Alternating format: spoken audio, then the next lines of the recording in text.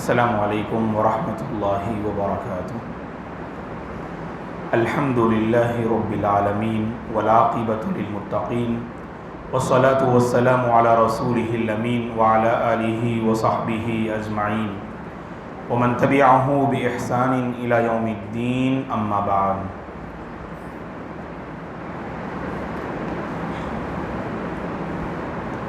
محترم حضرات و خواتین، رسول اللہ صلی اللہ علیہ وسلم کی مبارک زندگی کو معلوم کرنے کے لیے ہفتے میں ایک مرتبہ مسجد خدا میں ہم جمع ہوتے ہیں۔ اللہ تبارک و تعالی ہماری اس حاضری کو قبول فرمائے۔ مرد حضرات باہر کی مصروفیات کو چھوڑ کر، خواتین گھر کے کام کاج کو چھوڑ کر اللہ کے دربار میں حاضر ہوئے ہیں۔ اللہ سے ہماری دعا ہے جو کچھ وقت کی قربانی آپ حضرات و خواتین پیش کر رہے ہیں، اللہ اس کو ہم سب کے حق میں ذخیرہ آخرت بنا دے، اور اللہ اس کو اس کی مغفرت اور تیار کردہ جنت کو پانے کا ایک ذریعہ بنا دے، اللہم آمین۔ رسول اللہ صلی اللہ علیہ وسلم کی جوانی کا دور، یہ ہم معلوم کرتے آ رہے ہیں۔ جیسے اس سے پہلے ہم نے آپ کے سامنے کہا، رسول اللہ صلی اللہ علیہ وسلم نے جب جوانی کے مرحلے میں آپ نے قدم رکھا تو آپ نے تجارت کرنا شروع کیا۔ کبھی آپ بیکار نہ رہے، کبھی آپ سستی اور کاہلی اختیار کرتے ہوئے اپنے آپ کو آپ نے کام سے دور نہ رکھا۔ بچپن میں بھی آپ نے محنت کی، جوانی کے مرحلے میں بھی آپ نے تگدو اور محنتیں کیں، تو لہٰذا یہ ہماری پہچان ہے دوستو۔ ہم محنت کرتے ہیں اور اپنے مقصد کو پانے کے لیے ہر قسم کی قربانی دینے کے لیے تیار رہتے ہیں، یہ امت مسلمہ کی پہچان ہے۔ جب آپ تجارت کر رہے تھے تو آپ کی تجارت میں جو امانت داری اور سچائی تھی، اس سے متاثر ہو کر خدیجہ بنت خویلد رضی اللہ عنہا، جو خویلد کی بیٹی تھی خدیجہ، انہوں نے آپ کی خدمت میں نکاح کا پیغام بھیجا، اور حمزہ رضی اللہ عنہ کی سرپرستی میں رسول اللہ صلی اللہ علیہ وسلم پہلی شادی خدیجہ بنت خویلد رضی اللہ عنہا سے کرتے ہیں۔ اس کی تفصیل گزشتہ کلاس میں ہم نے آپ کی خدمت میں اس کی تفصیلات کو رکھا۔ چلیے آگے بڑھتے ہیں۔ جوانی کے دور میں جو بہت سارے واقعات رونما ہوئے، ان میں سے ایک اہم واقعہ تھا جب اللہ کے نبی صلی اللہ علیہ وسلم بالکل آپ جوان تھے۔ مورخین نے لکھا ہے جب آپ کی عمر 30-35 سال کے آس پاس تھی تو اس موقع پر آپ کی زندگی میں ایک اہم واقعہ، جو آپ کی زندگی سے جڑا واقعہ نہ تھا بلکہ مکے والوں کے ساتھ جڑا بہت اہم واقعہ تھا۔ میری مراد اس واقعے سے کعبۃ اللہ کی دیواریں گر جاتی ہیں جب اللہ کے نبی جوانی کے دور میں ہوتے ہیں۔ تو آئیے اس واقعے سے متعلق چند اہم پہلو ہم آپ کی خدمت میں رکھتے ہیں۔ جب اللہ کے نبی صلی اللہ علیہ وسلم جوان تھے تو کعبۃ اللہ کی دیواریں گر گئیں، اور آپ کو معلوم ہونا چاہیے کہ کعبۃ اللہ اس روئے زمین پر قائم کردہ اللہ کا پہلا گھر ہے، جس کا تذکرہ اللہ نے سورہ آل عمران میں کیا، ان اول بیت وضع للناس للذی ببکۃ مبارکہ، کہ اللہ تبارک و تعالیٰ نے اس آیت میں کہا اس روئے زمین میں سب سے پہلے جس گھر کی بنیاد رکھی گئی سرزمین مکہ میں، وہ اللہ کا گھر کعبۃ اللہ ہے۔ اب اہل علم کے درمیان یہ اختلاف ہے کہ کعبۃ اللہ جو دنیا کے بالکل سینٹر پوائنٹ میں ہے، تو سب سے پہلے اس کعبۃ اللہ کو بنایا کس نے؟ بعض علماء نے کہا سب سے پہلے اس مقام پر کعبۃ اللہ کی تعمیر فرشتوں نے کی، اور بعض نے کہا کہ اس مقام پر کعبۃ اللہ کی تعمیر آدم علیہ السلام نے کیا، اور بعض نے کہا کعبۃ اللہ کو پہلے بنانے والے حضرت شیس علیہ السلام ہیں۔ کسی نے فرشتے کہا، کسی نے آدم علیہ السلام کہا، کسی نے شیس کہا، اور علماء نے ان تمام باتوں کو اپنی کتابوں میں نقل کیا ہے۔ اور وہیں پر ابراہیم اور اسماعیل علیہ السلام کا بھی نام آتا ہے۔ ابراہیم علیہ السلام کے سلسلے میں جہاں تک قرآن مجید کو ہم پڑھتے ہیں تو ان آیات کریمہ سے ہمیں ایسا لگتا ہے کہ ابراہیم علیہ السلام پہلی بار کعبۃ اللہ آپ بنانے والے نہ تھے، کیونکہ اللہ نے کہا کہ جس مقام پر کعبۃ اللہ کی بنیاد رکھی گئی اور اس کے بعد وہ بنیادیں گر گئیں، اے ابراہیم آپ ان بنیادوں کو کھڑا کیجئے۔ اللہ تعالیٰ نے بنیاد کو کھڑا کرنے کی اللہ نے بات کہی ہے تو گویا کہ پہلے سے اس مقام پر کعبۃ اللہ کی تعمیر ہو چکی تھی، زمانے کے گزرنے کے ساتھ اس کے نشانات مٹ چکے تھے، صرف بنیاد جس مقام پر تھی اللہ نے وحی کے ذریعے بتایا کہ یہی وہ مقام ہے جہاں کعبۃ اللہ آباد تھا، تو اللہ کے حکم سے ابراہیم علیہ السلام دوبارہ اس کی تعمیر کرتے ہیں، اور آج ہم دیکھتے ہیں الحمدللہ کعبۃ اللہ جو موجود ہے سرزمین مکہ میں، آپ کو معلوم ہونا چاہیے اس کے کئی مراحل گزرے ہیں۔ اور ویسے ایک بات میں ذکر کر دوں کعبۃ اللہ کے بارے میں، چند اہم باتیں ذکر کرنے سے پہلے، بحیثیت مسلمان مرد ہوں کہ یا عورت، کعبۃ اللہ کی تعظیم ہمارے دلوں میں ہونی چاہیے۔ دوستو اگر کوئی کعبۃ اللہ کے سلسلے میں نامناسب الفاظ استعمال کرتا ہے تو اس کا دفاع کرنا، اس کو ڈیفنس کرنا یہ ہماری ذمہ داری ہے دوستو، کیونکہ احادیث سے اس بات کا ہمیں علم ہوتا ہے کعبۃ اللہ کی تعظیم ایمان کا حصہ ہے، کعبۃ اللہ کا احترام مسلمانوں کی پہچان ہے، اور کعبۃ اللہ کی توہین یہ کفر کی علامت ہے، تو لہٰذا ایمان والوں کو چاہیے کعبۃ اللہ اکبر، یہ بات ہم جانتے ہیں اللہ نے فطری طور پر کعبۃ اللہ سے ایک محبت رکھی ہے۔ دنیا بھر میں جہاں کئی مسلمان ہیں آپ ان سے پوچھ لیجئے آپ کی زندگی میں کہاں آپ جانا چاہتے ہیں، میں سمجھتا ہوں ہر مسلمان کی زبان سے جو سب سے پہلی بستی جو نکلے گی، میں سرزمین مکہ جانا چاہتا ہوں، کعبۃ اللہ دیکھنا چاہتا ہوں، اس کی زیارت کرنا چاہتا ہوں، اور اللہ کے نبی نے اجازت دی اس روئے زمین میں صرف 3 مقامات پر آپ عبادت کی غرض سے جا سکتے ہیں، ان 3 مقامات کے علاوہ کسی اور مقام پر عبادت کی غرض سے، عبادت کی نیت سے جا نہیں سکتے آپ۔ وہ 3 مقامات کیا ہیں؟ سب سے پہلا مقام کعبۃ اللہ ہے جو مکے میں آباد ہے، دوسرا مقام مسجد نبوی ہے جو مدینے میں آباد ہے، اور تیسرا مقام مسجد اقصی ہے جو فلسطین میں آباد ہے۔ کعبۃ اللہ میں ایک نماز پڑھنا، خواہ وہ فرض ہو، نفل ہو، سنت ہو، 1 لاکھ نماز پڑھنے کے برابر اللہ ثواب دیتے ہیں۔ حدود حرم میں اللہ اکبر، صرف کعبۃ اللہ میں نہیں، یاد رکھیے آپ، جہاں اللہ کے نبی نے حدود مقرر کیا پورے حرم کے، ان تمام میں کہیں بھی آپ پڑھ لیجئے، پورے حدود حرم میں اگر کوئی بندہ نماز پڑھتا ہے تو 1 نماز 1 لاکھ کے برابر اس کو ثواب ملے گا۔ اور مسجد نبوی میں، مسجد نبوی کے علاوہ کہیں باہر نماز پڑھتے ہیں وہاں پر یہ فضیلت نہیں ہے، اللہ کے نبی کی تیار کردہ مسجد نبوی میں اگر آپ نے 1 نماز پڑھتے ہیں، خواہ وہ فرض ہو، نفل ہو یا سنت، آپ کو 1000 کا ثواب ملے گا۔ حج پر لے جانے والے، عمرہ پر لے جانے والے ایک حدیث پیش کرتے ہیں، مسجد نبوی میں 1 نماز پڑھنے سے 50,000 کا ثواب ملتا ہے۔ وہ حدیث سند کے اعتبار سے صحیح نہیں ہے، بلکہ اللہ کے نبی نے صراحت کے ساتھ فرمایا جو صحیح احادیث میں ثابت ہے، 1 نماز مسجد نبوی میں آپ ادا کریں گے تو آپ کو 1000 ثواب ملے گا 1 نماز کے بدلے انشاءاللہ۔ اور مسجد اقصی جو فلسطین میں ہے، وہاں نماز پڑھنے کے سلسلے میں 2 روایتیں ملتی ہیں، اگر آپ نے فلسطین میں موجود مسجد اقصی میں اگر آپ نے نماز پڑھا تو وہاں پر نماز پڑھنے سے، 1 نماز پڑھنے سے 500 نماز کا ثواب ملتا ہے۔ ایک اور روایت میں جو زیادہ صحیح ہے 250 نمازوں کا ثواب ملتا ہے، یہ زیادہ صحیح روایت ہے۔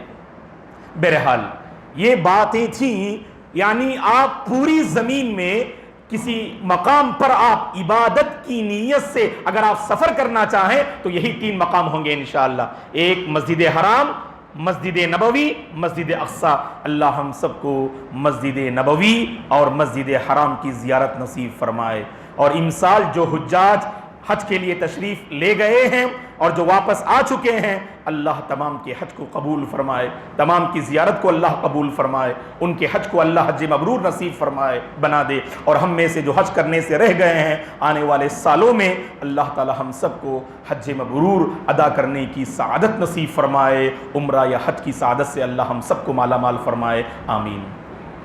تو بہرحال دوستو، یہ ہر مسلمان کی تمنا ہے، کہ مسجد نبوی اور مسجد حرام کی زیارت کرنا یہ ہر مسلمان کی تمنا ہے۔ اب دیکھیے گا آپ کہ اللہ تبارک و تعالیٰ نے اس روئے زمین میں سب سے پہلے جس مسجد کو تعمیر کیا اسی کو ہم المسجد الحرام کہتے ہیں، جو سرزمین مکہ میں ہے۔ اور آپ کو معلوم ہونا چاہیے یہ جو مسجد گری ہے یہ صرف اللہ کے نبی کے دور میں نہیں، تاریخ اور ہسٹری ہم پڑھتے ہیں ہمیں پتا چلتا ہے اس سے پہلے تقریباً 2 مرتبہ کعبۃ اللہ کی دیواریں پوری طرح سے گر گئیں۔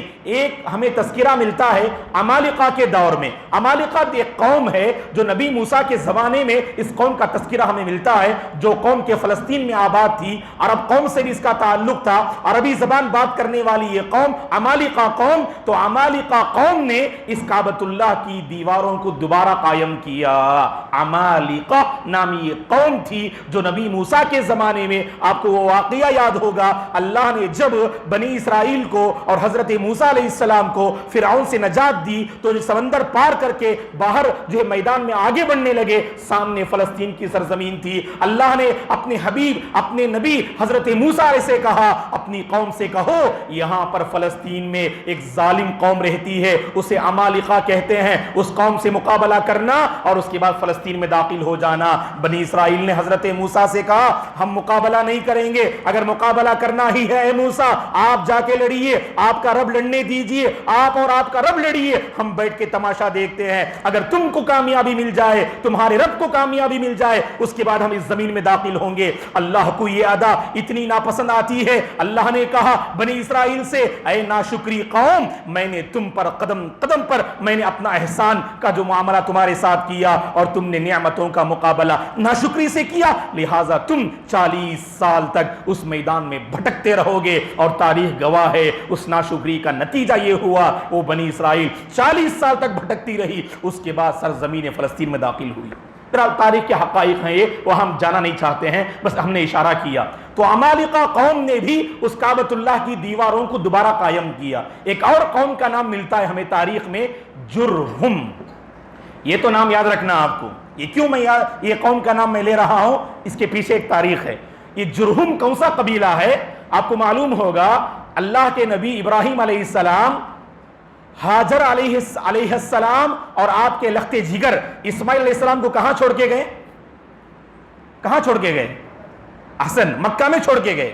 اس وقت میں مکے میں کعبۃ اللہ نظر نہیں آ رہا تھا، ٹھیک ہے نا، مکے میں چھوڑ کے گئے۔ اور مکے کی حالت کیا تھی اس وقت؟ بالکل کوئی آبادی نہیں، کوئی آبادی نہیں۔ مکے کا علاقہ ایسا تھا، خود حضرت ابراہیم علیہ السلام دعا کر رہے، 13ویں پارے میں اللہ نے نقل کیا ربنا انی اسکنت من ذریتی بواد غیر ذی زرع، اے اللہ میں اپنی بیوی اور اپنے بیٹے کو ایسے مقام پہ چھوڑ کے جا رہا ہوں جہاں کوئی آبادی نہیں، جہاں گھاس پھوس نہیں، جہاں ہریالی نہیں، جہاں سبزیاں نہیں، جہاں کوئی جو ہے پھل نہیں، لہٰذا اے اللہ تو ان کی حفاظت کر، تو ان کی نگہبانی کر۔ یہ کہتے ہوئے وہاں سے جاتے ہیں اور دعا کرتے ہوئے جاتے ہیں اے اللہ اس سرزمین مکہ میں ہر قسم کے میوے لا کر تو جمع کر دے۔ یہ نبی ابراہیم کی دعا کا نتیجہ ہے۔ آج ہم دیکھتے ہیں اللہ اکبر، مکے کی سرزمین میں کوئی فصل تیار نہیں ہوتی، کوئی پیداوار نہیں ہوتی، بہت سنگلاخ زمین ہے، وہ پتھریلی زمین ہے وہ۔ اس کے باوجود جو لوگ مکہ گئے ہیں وہ جانتے ہیں سال کے 12 مہینے آپ کو بے موسم کے پھل وہاں مل جاتے ہیں۔ اللہ اکبر، کون سا پھل چاہیے آپ کو؟ بے موسم کے بھی پھل مل جاتے۔ آپ کو تو وہاں انتخاب کرنا پڑتا، اگر آپ کو ایپل چاہیے تو آپ کو انتخاب کرنا پڑتا کہ آپ کو تفاح کشمیری چاہیے، تفاح مصری چاہیے، تفاح یمنی چاہیے، اور آپ کو تفاح سعودی، آپ کو انتخاب کرنا پڑتا کہ کون سا پھل ان میں سے جو آپ کو انتخاب کرنا ہے۔ یہ نبی ابراہیم کی دعا کا نتیجہ ہے۔ اللہ اکبر، ہر قسم کے پھل اور میوے اللہ نے ایسی زمین میں جمع کیا جہاں پر بالکل پتھریلی زمین تھی، جہاں پر سنگلاخ زمین تھی، جہاں پر کوئی فصل آج تک تیار نہیں ہوتی، ایسی زمین میں ہر قسم کے میوے ہیں۔ اور یہاں پر ایک بات آپ کے ذہن میں ہوگی، جہاں خود اللہ کے نبی نے فرمایا ایک مرتبہ اللہ سے جب آپ مدینہ آ گئے، اے اللہ ابراہیم خلیل اللہ نے مکے کے حق میں دعا کی اور میں اس مدینے کے حق میں دعا کرتا ہوں۔ اور اللہ کے نبی نے کیا دعا کی مدینے کے حق میں؟ اللہم بارک لنا فی صاعنا وبارک لنا فی مدنا، اے اللہ ہمارے سا میں تو برکت دے، ہمارے مد میں تو برکت دے۔ عورتیں اچھی طرح جانتی ہیں کہ گھر میں کوئی بھی جو چاول دال وغیرہ لینے کے لیے کچھ پیمانہ گلاس کی شکل میں وہ رکھتی ہیں، تو گویا کہ یہ سا اور مد بھی اللہ کے نبی کے زمانے میں چاول کو لینے اور دال وغیرہ کو لینے کے لیے یہ ناپنے کے آلے تھے، تو سا اور مد کے ذریعے چاول اور اناج لیتے تھے۔ اللہ کے نبی نے فرمایا اے اللہ اس سا میں تو برکت دے، مد میں برکت دے، یعنی اناج میں تو برکت دے۔ آج ہم دیکھتے ہیں مدنی زندگی میں معمولی پیسے بھی ہوں، اللہ ایسی برکت دیتے ہیں ان پیسوں میں، آپ خوشحال زندگی بسر کرتے ہیں۔ ادھر نبی ابراہیم کی دعا کا نتیجہ مکے میں، اور ادھر نبی صلی اللہ علیہ وسلم کی دعا کا نتیجہ مدینے کے حق میں۔ اللہم بارک لنا فی، اور اہل علم میں لکھا اگر گھر میں کچھ تنگی آئی نا آپ کے تو یہ دعا آپ کیجئے، اللہ آپ کے اناج میں روزی میں برکت دیں گے۔ اللہم بارک لنا فی صاعنا وبارک لنا فی مدنا، بڑی آسان دعا ہے، شاید یہ دعا آپ اہتمام کریں، ممکن ہے کہ آپ کے گھر میں روزی میں جتنی آپ کو مل رہی ہے اللہ اس میں خود بخود برکتیں جو ہے عطا فرمائیں گے، نازل فرمائیں گے، آپ کی معاشی تنگی انشاءاللہ دور ہو جائے گی۔ یہ صحیح بخاری مسلم کی حدیث ہے، اللہم بارک لنا فی صاعنا وبارک لنا فی مدنا۔ بہرحال یہ کعبۃ اللہ اتنا عظیم گھر ہے دوستو اللہ تعالیٰ کا۔ تو جرہم کے بارے میں جو ہم بتا رہے تھے، جب چھوڑ کر چلے گئے تو سب سے پہلی قوم جو مکے میں آ کر بستی ہے یہی جرہم قوم ہے۔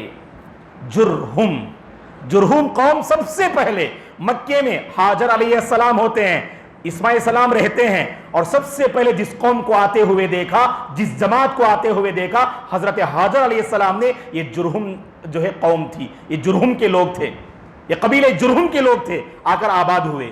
تو پتہ کیا چلا؟ مکے میں سب سے پہلے کون آباد ہوئے؟ جرہم کے لوگ۔ اور یہ جرہم کون ہے؟ اسماعیل علیہ السلام کا سسرال ہے۔ اسماعیل علیہ السلام جس قبیلے کی عورت سے آپ نکاح کرتے ہیں یہی جرہم قبیلہ ہے۔ تو لہٰذا جرہم قبیلے والوں نے نبی ابراہیم اور اسماعیل علیہ السلام کی وفات کے بعد، آپ کے گزر جانے کے بعد، آپ کے بچوں کے زمانے میں ایک مرتبہ کعبے کی دیواریں گر جاتی ہیں تو جرہم کا قبیلہ اس کعبے کو دوبارہ بناتا ہے۔ تو اب تک کتنی قوم کا ذکر کیا ہم؟ ایک عمالقہ اور ایک جرہم، ایک اور قوم ہے قریش۔ جب اللہ کے نبی جوانی کے دور میں تھے، اب یہاں دیکھیے آپ سمجھ میں آ رہا ہے نا آپ کو؟ کس نے کعبہ کی تعمیر کی؟ کسی نے کہا آدم علیہ السلام نے، کسی نے کہا فرشتوں نے، کسی نے کہا شیس علیہ السلام نے، کسی نے کہا ابراہیم اور اسماعیل علیہ السلام نے۔ اور کتنی قوم نے کعبے کو دوبارہ بنایا؟ عمالقہ قوم نے، جرہم قوم نے، اور قوم قریش نے۔ اور قریش کب بناتے ہیں؟ جب اللہ کے نبی جوانی کے دور میں ہوتے ہیں۔ واقعہ کیا تھا؟ جب اللہ کے نبی جوانی کے دور میں تھے تو ایک زبردست سیلاب آیا۔ جو لوگ مکہ دیکھے ہیں، کعبۃ اللہ دیکھے ہیں، اللہ تعالی ہم سب کو بار بار جو ہے دیکھنے کی جو سعادت نصیب فرمائے، انہیں اچھی طرح سے معلوم ہوگا کعبۃ اللہ جس پوائنٹ پر ہے، جس مقام پر ہے، تقریباً جو ہے بالکل ڈھلوان سمجھتے نا آپ، یعنی پہاڑ کے اوپری حصے سے نیچے آئیں گے آپ تو سب سے نیچے کا جو پوزیشن ہوتا ہے ایسی جگہ پر کعبۃ اللہ ہے۔ اگر پانی اوپر سے آئے گا تو کہاں جمع ہوگا؟ کعبۃ اللہ کے پاس جمع ہوگا۔ تو لہذا زبردست طوفانی بارش جب آئی تو اس طوفانی بارش اور سیلاب نے جب وہاں پر پانی جمع ہو گیا حد سے زیادہ تو اس کی دیواریں کمزور پڑ گئیں، اور اس کے نتیجے میں کعبۃ اللہ کی دیواروں کا بڑا حصہ اور دیواریں نیچے گر گئیں، اور تھوڑا سا حصہ بچا تھا۔ اب یہاں پر آپ کو معلوم ہونا چاہیے، ضرور معلوم ہوگا آپ کو، کیوں؟ کیونکہ میں نے ابرہہ کا واقعہ پیش کیا تھا، یاد ہے نا ابرہہ کا واقعہ؟ کون بتائیں گے اس واقعے کو کیا بولتے؟ نہیں، اس واقعے کا ایک ٹائٹل ہے نا، کیا ہے وہ؟ ابرہہ کا واقعہ۔ احسن، بارک اللہ فیک۔ ہاتھی والوں کا قصہ، اصحاب الفیل۔ الم تر کیف فعل ربک باصحاب الفیل۔ یہ اصحاب الفیل کیا ہے؟ ہاتھی والوں کا قصہ۔ یہ قصہ ابرہہ کے ساتھ جڑتا ہے، ٹھیک ہے نا؟ تو آپ کو معلوم ہونا چاہیے ابرہہ نے لاکھ کوشش کی یمن میں عرب قوم کو مطلب مسجد کعبۃ اللہ سے روکنے کی کوشش کی، وہ کامیاب ہوا کیا؟ نہیں ہوا۔ کیوں؟ کیونکہ مشرکین کے دلوں میں کعبۃ اللہ کی تعظیم تھی۔ یہ پوائنٹ ہم ذکر کرنا چاہتے ہیں آپ کے سامنے۔ مسلمان کیا کعبۃ اللہ کی تعظیم کفار اور مشرکین بھی کرتے تھے، اس لیے کہ آپ کو معلوم ہونا چاہیے مشرکین توحید ربوبیت کے قائل تھے. جب اللہ نے قرآن میں کہا اے نبی آپ ان مشرکین سے پوچھئے آسمانوں کو کس نے پیدا کیا, مشرکین جواب دیں گے اللہ. زمین کو کس نے پیدا کیا, جواب دیں گے اللہ. 7 آسمانوں کو کس نے پیدا کیا, کہیں گے اللہ. عرش کا مالک کون ہے, کہیں گے اللہ. روزی کون دیتا ہے, کہیں گے اللہ. جب سب کچھ اللہ کرتا ہے صرف اسی کی عبادت تم کیوں نہیں کرتے؟ یہیں پر ان کا معاملہ اٹکا ہوا تھا.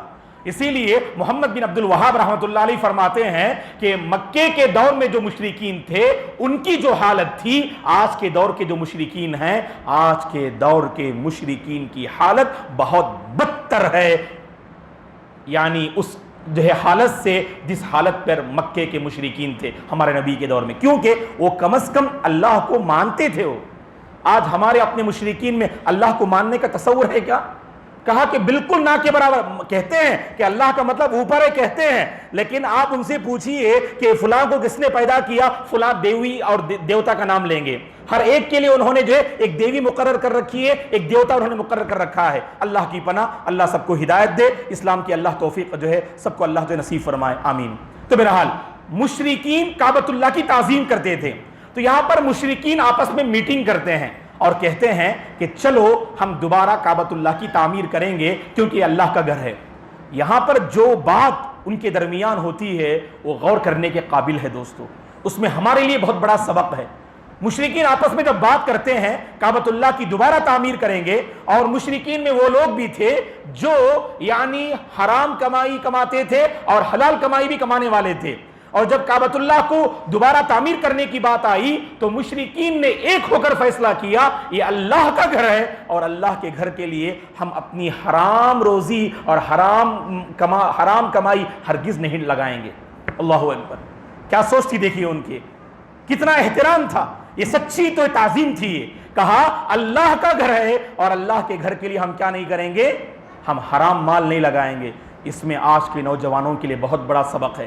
جانتے ہیں دوستو, آج ہمارے لوگ کچھ غلطی کرتے, 2 لاکھ روپئے غلط طریقے سے کماتے, 50,000 روپئے مسجد کو دے ڈالتے اور مطمئن ہو جاتے ہیں میں نے اپنے مال کی صفائی کر لی. اللہ سے ڈرنا چاہیے دوستو, اللہ تعالیٰ سے ڈرنا چاہیے. اللہ کا گھر ہے, دین کا کام ہے.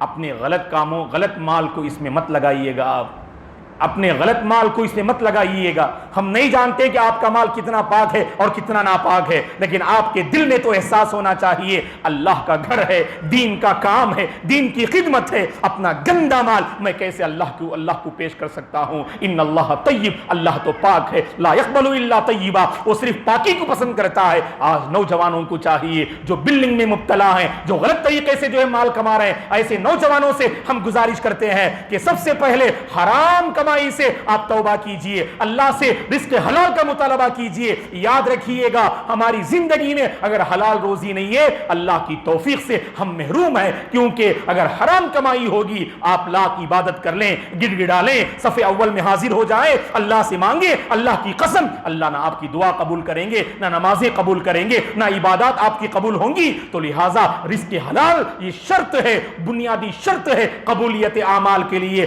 جہاں ایمان ہونا چاہیے, اخلاص ہونا چاہیے, وہیں حلال روزی ہونی چاہیے. مکے کے مشرکین میں کتنا اہتمام تھا حلال کمائی کو لے کر. دیکھیے اللہ کا گھر ہے اور اللہ کے گھر میں ہم اپنا حرام مال انویسٹ نہیں کریں گے. لہٰذا آپ کو معلوم ہونا چاہیے سب نے اس پر جو ہے اتفاق کیا اور مال جمع کرنا شروع کیے. جتنا حلال مال جمع ہوا اتنے میں انہوں نے کعبے کی دیوار بنائی اور چند حصہ باقی رہ گیا. نبی ابراہیم کے طرز پر, نبی ابراہیم علیہ السلام کے یعنی تعمیر پر اگر بنانا چاہیں, ان کے پاس اتنے پیسے نہیں تھے کہ اتنی دیوار کو آپ آگے بڑھا سکیں. اسی لیے ان لوگوں نے کیا کیا, جتنا مال جمع ہوا, جتنا بنا سکتے تھے حلال مال سے اتنا انہوں نے بنا دیا. جو حصہ باقی رہ گیا تھا اسے انہوں نے وہاں پر ایک باڑ بنا دیا. آج اسی باڑ کو کیا کہتے ہیں, حتیم کہتے ہیں. حتیم جانتے نا آپ, کعبۃ اللہ کے پاس دیکھیں گے آپ ایسے ایک نقشہ رہے گا, اس نقشے کو کیا کہیں گے, حتیم کہیں گے. اور اگر آپ کعبۃ اللہ کے نقشے کی بات کریں تو یہاں پر دیکھیے گا, اگر مثلا جو کعبۃ اللہ ہے تو یعنی جیسے کعبۃ اللہ کو ہم دیکھتے ہیں تو اس جانب کا حصہ حجر اسود کا ہوتا ہے, ہے کہ نہیں؟ یعنی میں جو دکھا رہا ہوں آپ کو یہ حجر اسود کا حصہ ہے، اس کے بعد کعبہ کا دروازہ ہے یہاں پر، اور اس کے بعد یہاں پر جو ہے دیوار ہے اسے رکن عراقی بولتے، رکن عراقی، اور یہاں کی جو دیوار ہے اسے رکن شامی بولتے، رکن شامی، اور یہاں کی جو دیوار ہے اسے رکن یمنی بولتے ہیں، رکن یمانی۔ یہاں پر حجر اسود ہے، یہاں پر رکن عراقی ہے، یہاں رکن شامی ہے اور رکن یمانی ہے۔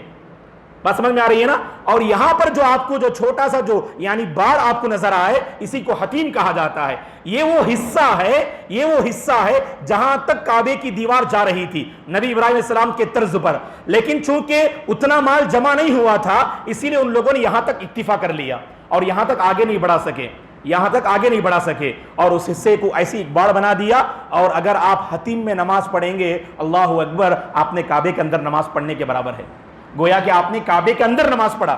اگر اسی لیے آپ دیکھیں گے حتیم میں زبردست بھیڑ رہتی ہے، آپ 2 رکعت بھی جا کے پڑھیے الحمدللہ، اگر اللہ نے آپ کو موقع دیا ہے تو گویا کہ وہاں نماز پڑھنے کا مطلب کیا ہے؟ گویا کہ آپ نے کعبے کے اندر آپ نے نماز پڑھا۔ یہاں پر ایک واقعہ کہہ کر ہم اپنی گفتگو ختم کر لیتے ہیں، چونکہ آخری 2-3 منٹ انشاءاللہ آپ لوگوں کے سوالات کے لیے بھی ایک وقفہ ہر ہفتہ دیا جائے گا انشاءاللہ۔ کوئی بھی اشکال اور سوال ہے تو آپ 1-2 سوال انشاءاللہ کر لے سکتے ہیں تاکہ جاتے جاتے کچھ فائدہ بھی ہو جائے انشاءاللہ ہمارا۔ تو بہرحال یہاں پر ایک واقعہ کہہ کر ہم اپنی گفتگو ختم کر دیں گے۔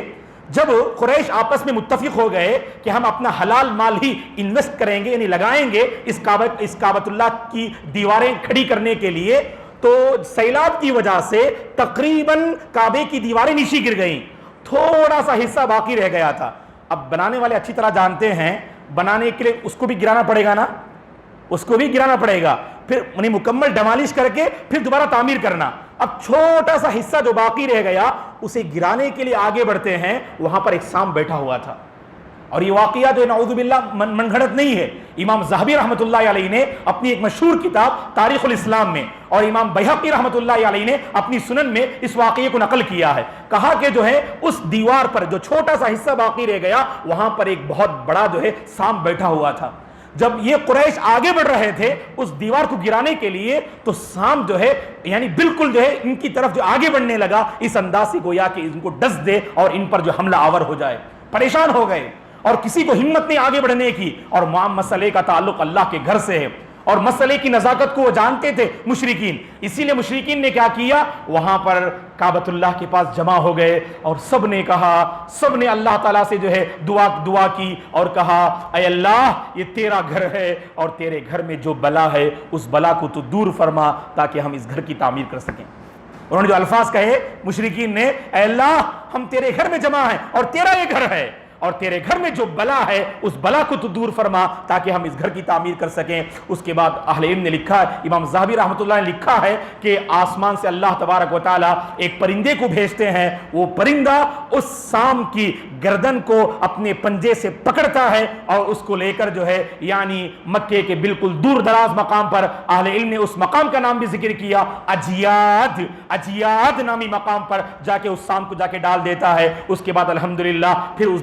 جو حصہ باقی رہ گیا تھا اس کو گراتے ہیں، الحمدللہ کعبۃ اللہ کی تعمیر کا کام مکمل ہوتا ہے۔ اس کے بعد کیا واقعات رونما ہوتے ہیں انشاءاللہ آنے والے درس میں ہم معلوم کرتے ہیں۔ اللہ سے ہماری دعا ہے اللہ تبارک و تعالی کعبۃ اللہ کی سچی تعظیم کرنے کی اللہ ہم سب کو توفیق عطا فرمائے۔ دشمنان اسلام اس کعبے کو گرانے کی جو ناپاک سازش کر رہے ہیں اللہ تعالیٰ ان کی سازشوں کو مٹی میں ملا دے، اور دشمنان اسلام اس کعبے پر جو قبضہ کرنا چاہتے ہیں تاکہ قبضہ کر کے مسلمانوں کو پریشان کرے، کیونکہ یہ ہمارا ایمان اور عقیدہ ہے پورے مسلمانوں کا، اگر کوئی مرکز ہے وہ کعبۃ اللہ ہے اور اس مرکز پر وہ قبضہ کرنا چاہتے ہیں تاکہ مسلمانوں کا عمرہ متاثر ہو، مسلمانوں کا حج متاثر ہو۔ ایسی جو ہے قوم بھی ہے آج جو اس کعبے پر جو ہے حملہ آور ہونا چاہتی ہے، اللہ تعالیٰ اس قوم کی کعبۃ اللہ سے حفاظت فرما، اللہ تعالیٰ کعبۃ اللہ کی اس جو ہے ناپاک قوم سے حفاظت فرمائے اور دشمنوں کی سازش کو اللہ مٹی میں ملا دے، اور اسی طرح موجودہ دور میں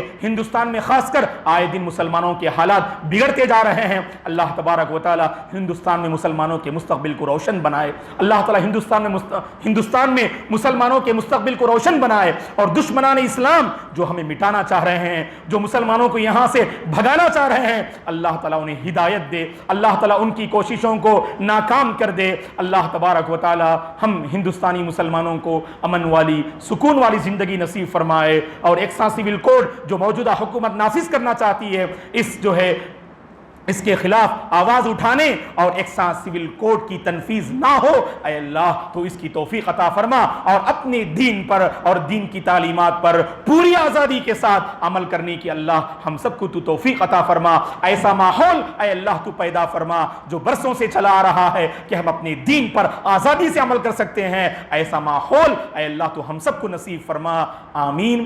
ہم آپ تمام کا شکریہ ادا کرتے ہیں، اللہ آپ تمام کی زندگی میں، عمر میں اور مال و اولاد میں اور صحت میں اللہ برکت دے، ہر قسم کی آفت سے اللہ آپ تمام کی حفاظت فرمائے، آمین۔ اقول قولی ھذا واستغفر اللہ لی ولکم ولسائر المسلمین من کل ذنب فاستغفروہ انہ الغفور الرحیم۔ جی فرمائیے شیخ۔ جی جی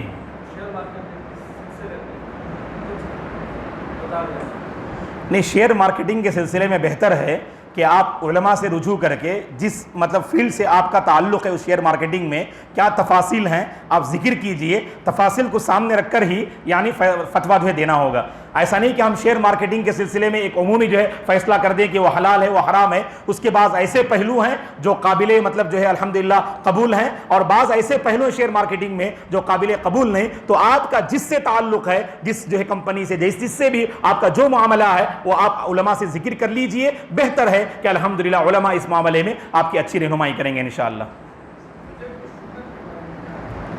فجر کی سنت کے سلسلے میں جی نہیں، فجر کی سنت اور فجر کی نماز، اگر کسی بندے کی نماز فجر کی سے پہلے ادا کی جانے والی 2 سنت چھوٹ جائے، انشاءاللہ نماز فجر متاثر نہیں ہوگی۔ اللہ نے کسی بھی سنت کو فرض کے ساتھ جوڑ کے نہیں رکھا ہے، مطلب یہ ہے آپ کی فرض نماز اسی وقت قبول ہوگی جب آپ فلاں سنت ادا کریں، ایسا نہیں ہے کہ نہیں؟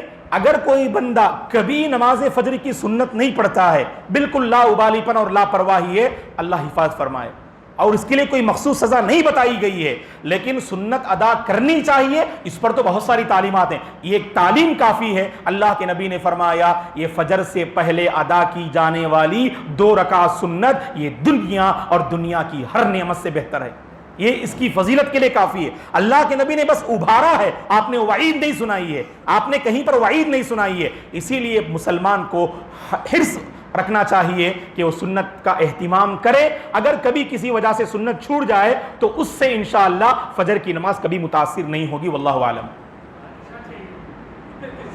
ہاں، وتر بھی سنت مؤکدہ ہے انشاءاللہ، اللہ کے نبی نے فرمایا رات کی آخری نماز وتر کی نماز بنا لو، تو لہذا اہتمام کریں۔ اللہ کے نبی 2 نمازوں کو کبھی نہیں چھوڑتے تھے، سفر میں بھی، جیسے فجر سے پہلے کی 2 رکعت سنت اور وتر کی نماز۔ مطلب یہ ہے سنتوں میں ان دونوں سنتوں کی اہمیت کو بتانے کے لیے، اس کا مطلب یہ نہیں کہ وہ سنت واجب ہو جائے گی، وہ سنت فرض ہو جائے گی، بلکہ اس سنت کی اہمیت کو بتانے کے لیے سفر میں اللہ کے نبی سنت نہیں پڑھتے تھے، لیکن 2 سنتیں ایسی ہیں اللہ کے نبی اہتمام کرتے تھے، وہ فجر سے پہلے کی 2 رکعت سنت اور اسی طرح سے وتر کی نماز، ان 2 سنتوں کا اللہ کے نبی اہتمام کرتے تھے۔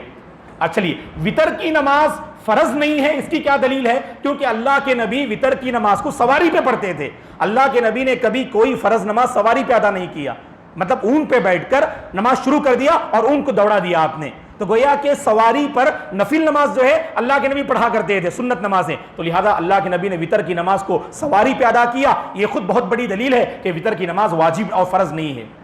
جی ہاں، صحیح بخاری کی حدیث ہے کہ وتر کے سلسلے میں 3 تعداد مروی ہے آپ کے پاس، یعنی اس 3 طریقے، یا تو آپ 1 رکعت پہ اکتفا کر لیجئے انشاءاللہ، صحیح بخاری کی حدیث ہے، آپ وتر کی نماز 1 رکعت بھی پڑھ سکتے ہیں آپ، یا 3 رکعتیں پڑھ سکتے ہیں آپ. 3 رکعتوں کے 2 طریقے ہیں. پہلے 2 رکعت پڑھ کر سلام پھیر دیجئے, پھر 1 رکعت پڑھیے آپ. یہ تینوں رکعتیں وتر کی نیت ہی سے پڑھیں گے آپ. پہلے 2 رکعت وتر کی نیت سے مطلب سلام پھیر دیں گے آپ, پھر 1 رکعت پڑھیں گے آپ. اور ایک طریقہ کیا ہے, 3 رکعت کنٹینیو پڑھیں گے آپ, درمیان میں دوسری رکعت کے بعد تشہد میں بیٹھے بغیر کنٹینیو پڑھیں گے. یہ 3 جو ہے طریقے ثابت ہیں واللہ عالم احادیث میں. آپ رمضان میں کیا بول رہے تھے؟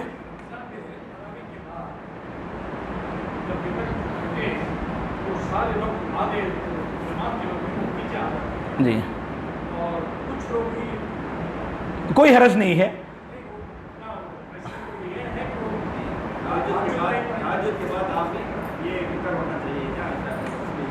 نہیں دیکھیے کہ یقیناً رات کی آخری نماز وتر ہونی چاہیے.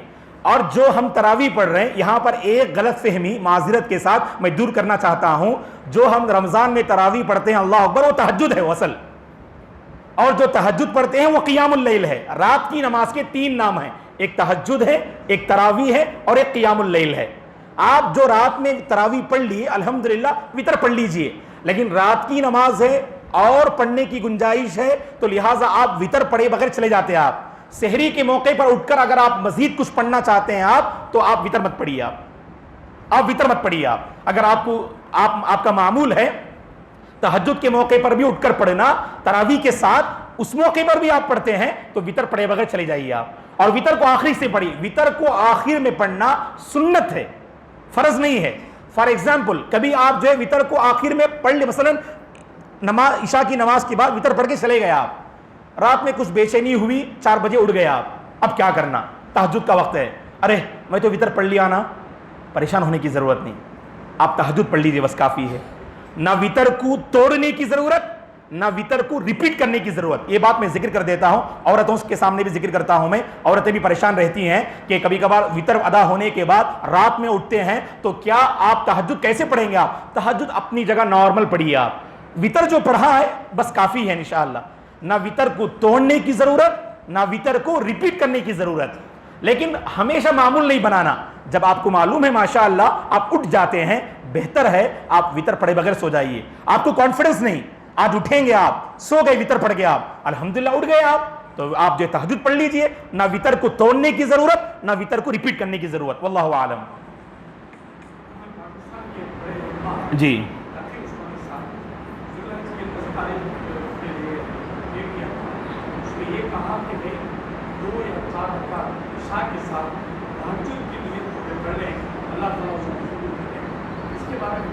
دیکھیے یقیناً تہجد کا وقت شروع ہوتا ہے نماز عشاء کے بعد.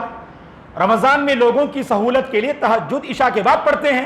آپ کو معلوم ہونا چاہیے کہ تہجد کا وقت شروع ہوتا ہے عشاء کے بعد. اب تہجد کے وقت میں ہیں ہم, لیکن سب سے افضل اور بہتر وقت کیا تہجد کا, رات کا آخری حصہ. رات کو 3 حصوں میں تقسیم کرو آپ, 3 ساڑھے 3 گھنٹے پر, تو 3 حصوں میں رات کو تقسیم کریں گے تو رات کا جو آخری حصہ ہوگا جو سبحان اللہ فجر سے پہلے کا, وہ سب سے بیسٹ وقت ہے, افضل وقت ہے تہجد پڑھنے کے لیے. آپ اٹھ نہیں سکتے آپ تو ہمارا مشورہ یہ ہے رات میں سونے سے پہلے 4 رکعت تہجد کی نیت کر کے سو جائیے, اللہ ثواب دیں گے انشاءاللہ. بالکل شیخ تقی عثمانی صاحب نے بالکل صحیح کہا, کیونکہ عشاء کے بعد تو وقت شروع ہو جاتا ہے نا, تو اسی لیے جو اگر کوئی بندہ پڑھ لیتا ہے تو ثواب ملے گا. لیکن وہ وقت کی بات نہیں آئے گی, کیونکہ اس وقت میں اللہ کہاں ہوتے ہیں, آسمانی دنیا میں ہوتے ہیں.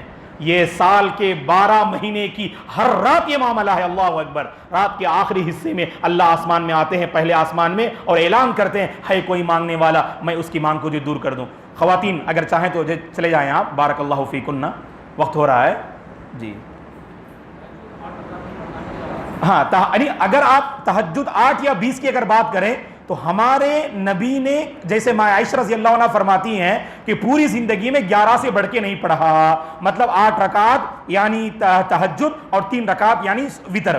اگر کوئی بندہ 8 رکعت پڑھ کر یہ کہنا چاہتا ہے یہ میرے نبی کی سنت ہے, الحمدللہ. اگر کوئی 8 سے بڑھ کر پڑھنا چاہتا ہے تو ہم اسے نعوذ باللہ بدعت نہیں کہہ سکتے ہیں. کیوں؟ کیونکہ رات کی نماز یہ نفل نماز ہے, اور نفل نماز جتنی چاہیں آپ پڑھ سکتے, لیکن 8 سے بڑھ کر آپ یہ نہیں کہہ سکتے یہ ہمارے نبی کی سنت ہے. آپ پڑھیے, آپ الحمدللہ کبھی 16 پڑھیے, کبھی 14 پڑھیے, کبھی 20 پڑھیے, کبھی 24 پڑھیے, کبھی 26 پڑھیے, لیکن پڑھ کر آپ یہ نہیں کہیں گے یہ ہمارے نبی کی سنت نہیں کہہ سکتے آپ. الحمدللہ رات کی نماز ہے, اور امام مالک رحمۃ اللہ علیہ تہجد کی نماز 40 رکعت پڑھتے تھے، اور بعض طرف سے مروی ہے وہ 50 نمازیں پڑھتے تھے، اور بعض طرف سے 30 اور بعض سے 20. تو مطلب کیا ہے، وہ یعنی اس کوانٹٹی کو بڑھا دیتے تھے. اور ہمارے نبی کی نماز کی جو کوالٹی تھی، اللہ رحم فرمائے، ہم بیان ہی نہیں کر سکتے. میں عائشہ رضی اللہ عنہ فرماتی ہیں اللہ کے نبی بڑی لمبی لمبی نمازیں پڑھتے تھے، اتنی لمبی نمازیں، اتنا لمبا رکوع ہوتا، اتنا لمبا سجدہ ہوتا، میں بیان ہی نہیں کر سکتی. حذیفہ رضی اللہ عنہ فرماتے ایک مرتبہ اللہ کے نبی تہجد پڑھ رہے تھے، میں بازو جا کے کھڑا ہو گیا، صحیح مسلم کی حدیث، اللہ کے نبی سورہ بقرہ پڑھ رہے تھے، میں سمجھا سورہ بقرہ ختم کرنے کے بعد رکوع کر لیں گے، پھر سورہ نساء شروع کر دیے، بڑی لمبی سورت، میں سمجھا سورہ نساء کے بعد رکوع کر لیں گے، پھر سورہ آل عمران شروع کر دیے. سورہ آل عمران 3 سورتیں، تقریباً کتنے پارے حافظ صاحب؟ تقریباً جو ہے 5 پارے ایک رکعت میں. اگر امام صاحب جو ہے 5 پیش پڑھائے نا، امام صاحب پر برسنے لگیں گے لوگ، کیا امام صاحب جو ہے آپ نے روانہ کیا. معاف کیجئے گا، اس میں خیال کرنا چاہیے. اللہ ہمارے نبی نے خود فرمایا کہ پیچھے جو ہے عمر رسیدہ لوگ ہوتے، بیمار ہوتے، عورتیں ہوتی، بچے ہوتے، ان سب کا ہمیں خیال کرنا الحمدللہ. لیکن انڈیویجول تنہا پڑھتے ہیں، جتنی لمبی چاہیں پڑھو الحمدللہ آپ. ٹھیک ہے، ٹھیک ہے. سبحانک اللہم و بحمدک، اشہد ان لا الہ الا انت، استغفرک و اتوب الیک. انشاءاللہ اگلے سوالات اگر کچھ ہیں تو انشاءاللہ اگلی کلاس میں ہم معلوم کرتے ہیں. شکراً، جزاکم اللہ خیر.